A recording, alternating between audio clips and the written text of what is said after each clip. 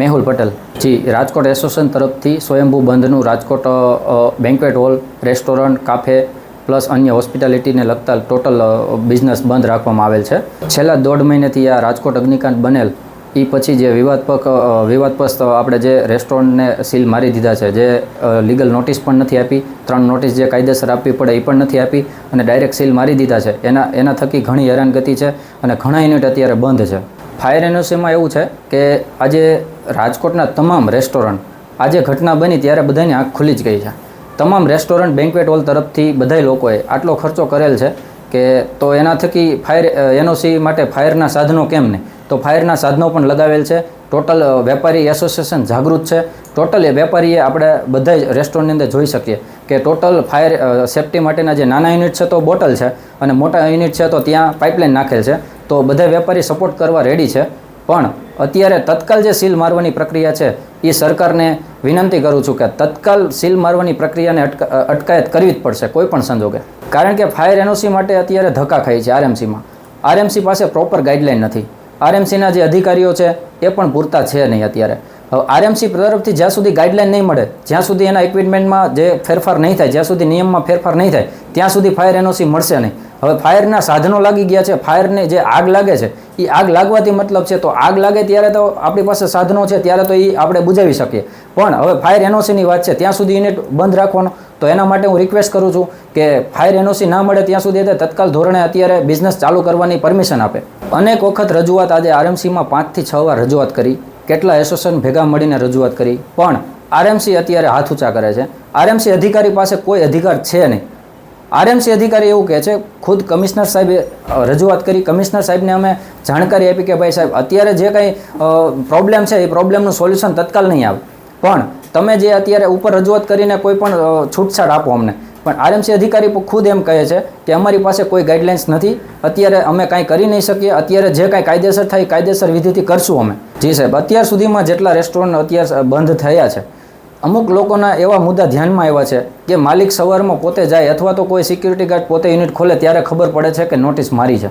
એટલે કોઈ પણ જાતની ગાઈડલાઇન પણ નહીં અને કોઈ પણ જાતની નોટિસ પણ નહીં. એમનામ એ લોકોને સીલ મારી દીધા છે. અંદર બધી વસ્તુઓ પડી છે તે છતાંય સીલ મારી દીધા છે. તો એ સીલની પ્રક્રિયાની પ્રોસેસ શું?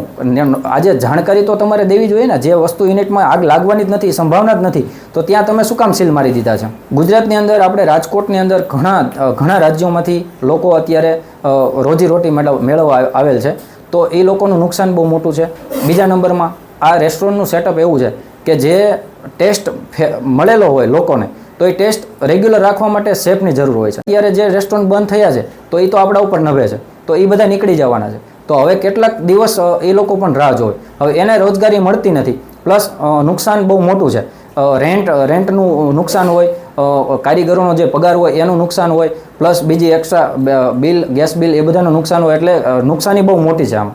અંદાજે નાનું યુનિટ હોય તો 10 થી 15 લાખ વચ્ચેની નુકસાની છે આમાં. સરકાર પાસેથી એ જ અપેક્ષા છે કે અત્યારે તત્કાલ ધોરણે કોઈ પણ સંજોગે તમે અમને છૂટ આપો બિઝનેસ કરવાની. અને આ બિઝનેસ જ્યાં સુધી અમે ચલાવી નહીં શકીએ ત્યાં સુધી અમે પણ કામ નહીં કરી શકીએ. બીજું કોઈ પણ શરતે અત્યારે તમે ફાયર એનઓસી પછી જે કાંઈ ગાઈડલાઇન તમારી છે એ ગાઈડલાઇન પ્રમાણે તમે અમે કરવા રેડી છીએ, પણ અત્યારે તમે કોઈ પણ સંજોગે અમને યુનિટ ચલાવવાની પરમિશન આપો. આ સંવેદનશીલ સરકારને અમારી સંવેદનાને વાચા આપે તેવી અમારી વિનંતી છે.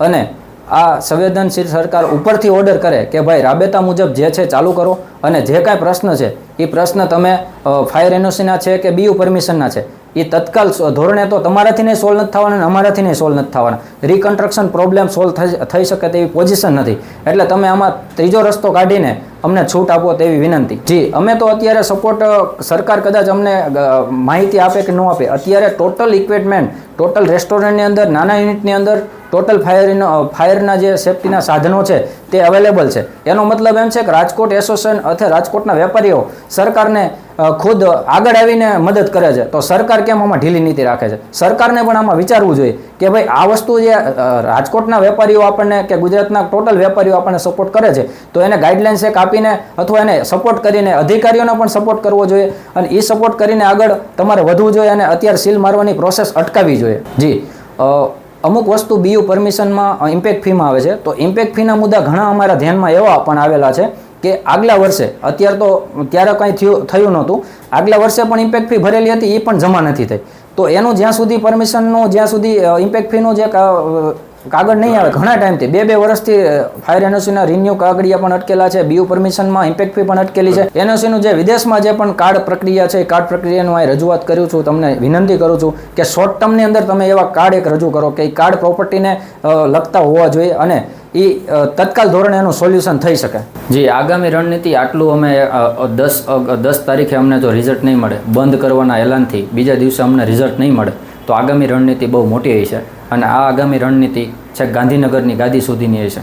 સાંજ સમાચાર ફેસબુક પેજને લાઇક કરો, વિડીયો શેર કરો અને વધુ વિગતવાર સમાચાર માટે sanssamachar.net વિઝિટ કરો.